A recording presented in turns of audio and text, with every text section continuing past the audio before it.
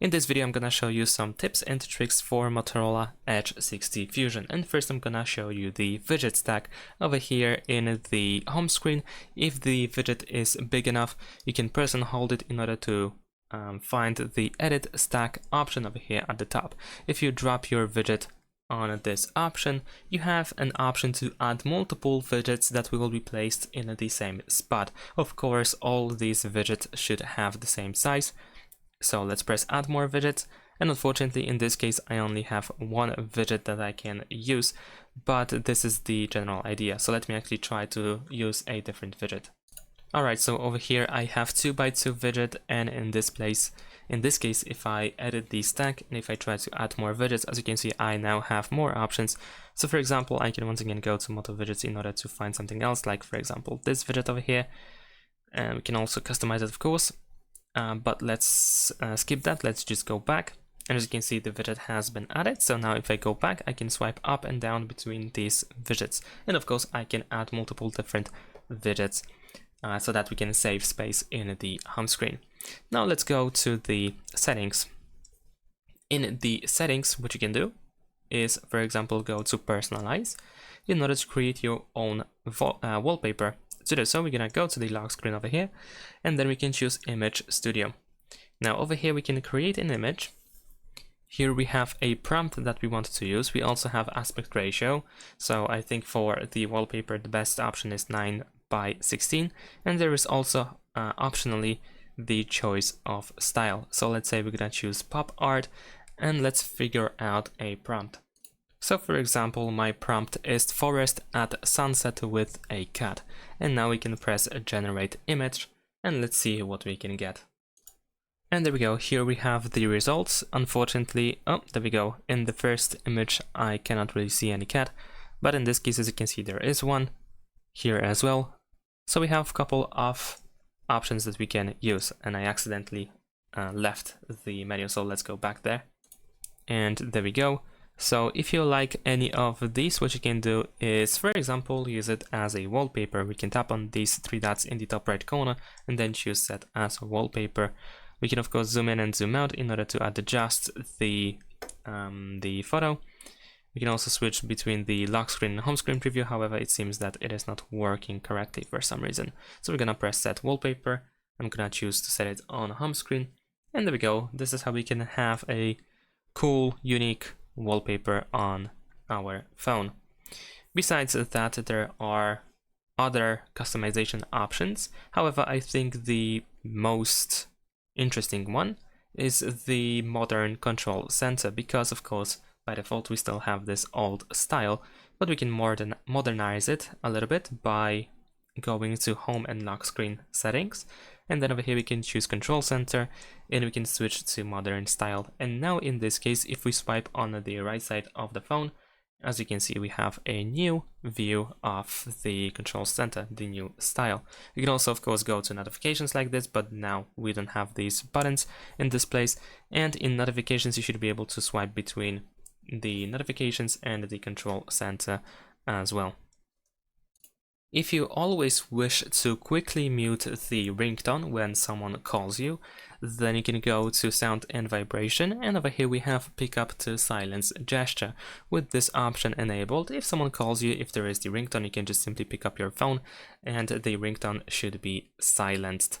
Besides that, in sound and vibration, if you scroll all the way down, you should be able to find Dolby Atmos. And over here, of course, if you use, for example, Bluetooth device in order to listen to music, then you should be able to turn on or off Dolby Atmos.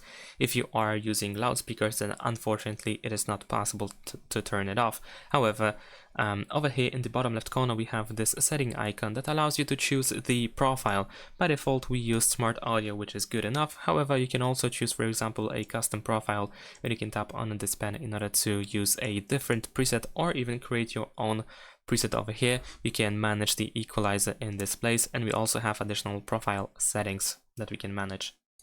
In the settings, we can also go to gestures in order to find such options as the quick launch, which is double tap of the back of the phone. So you can double tap the back of the phone in order to perform an action. Go to the settings over here in order to choose what should happen when you double tap the back of the phone. By default, we use Moto AI, we trigger Moto AI like this. However, we can also switch to, for example, take a screenshot to start recording the screen, or to go back to home, or we can even open a specific app. So definitely a convenient way to quickly do something with a simple gesture by double tapping the back of the phone. And besides that, in the gestures, there's also the fast flashlight, which is a simple chopping motion that allows you to turn on the flashlight or turn it off. So definitely worth using it. I honestly think this is one of the best features of Motorola's nowadays. This simple gesture allows you to quickly toggle the flashlight. Now, over here in the settings, I also want to show you the app lock, which can be found by going to apps. Over here, if you scroll down, over here we have the app lock option. This option allows you to pretty much lock the app, to set up a password for chosen apps. In my case, I'm gonna choose a simple PIN code. There we go. Let's proceed. And now we can choose apps that will be locked. So for example, I'm gonna lock Facebook, I'm gonna lock TikTok as well, and WhatsApp. Over here, we can also find some additional settings. So for example, you can use the fingerprint sensor in order to unlock the access to these apps. And now if we go to the app drawer, and let's say I try to open WhatsApp, then as you can see, I need to verify myself. I need to either use the fingerprint sensor because I have enabled it, or I need to use the password that I have set up for the app lock. So this feature definitely allows you to have some privacy with certain apps of your choice. Not only that, if you value the privacy and if you want to keep certain apps in some sort of a private folder, then it is possible to do so on this phone. So we're gonna go back to the settings. This time we're gonna go to security and privacy. Now scroll all the way down and choose more security and privacy. And then over here you should be able to find secure folder. Let's press continue, tap on these arrows and press login. You need to select one of your Google accounts in order to proceed. Let's press OK and let's verify ourselves. After that, you should be able to set up the password for the secure folder. And secure folder is like a private separate space that contains completely different data than anything that you have outside. So in this case, once again, I'm gonna set up a simple PIN code just to proceed.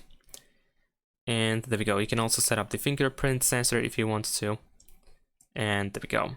In this case, we can, for example, press this plus button over here in the bottom right corner in order to add apps. So we can choose one of the apps that we have on our phone in order to have this private access. So this is similar to the app lock, but this is like an additional option that allows you to, for example, hide the app if you wish to do so.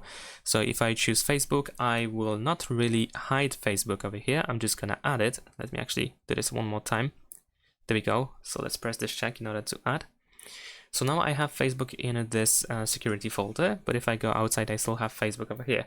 But if I uninstall this Facebook, I still have Facebook in the secure folder, which can be found by default in the app drawer as well. And this allows me to, like I said, for example, hide an app. Keep in mind that if you install an app in the secure folder, you will have to log into your accounts again, set it up, etc. Because, like I mentioned, this is a separate environment. Furthermore, you can also install apps over here that are not installed on the phone. So over here, we can tap on this Play Store in order to go to the Play Store and set up apps that will be installed only for the secure folder. So for example, if I choose anything like, for example, I don't know, like Amazon shopping, why not? Then we're gonna notice that once the app is installed, I will have it in the secure folder, in the security folder over here, but not outside of it. As you can see, there is no Amazon app over here. Besides that, we can also, for example, hide the secure folder. We can go to the settings over here by tapping on these three lines in order to, for example, use the stealth mode or just disguised icons mode, etc. So definitely worth checking out in case you want to keep something private. You can also manage files. You can transfer files to the secure folder as well, so you can hide files like this as well.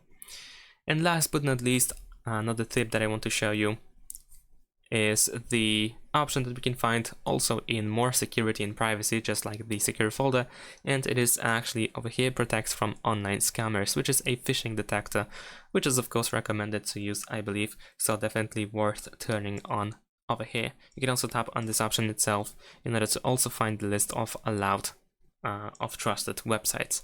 And that's about it. If you found this video helpful, you can leave a like and subscribe, and if you think there are some other tips that are worth sharing, then of course feel free to do so in the comments. Thanks for watching, leave a like and subscribe, and see you in my next videos. Bye!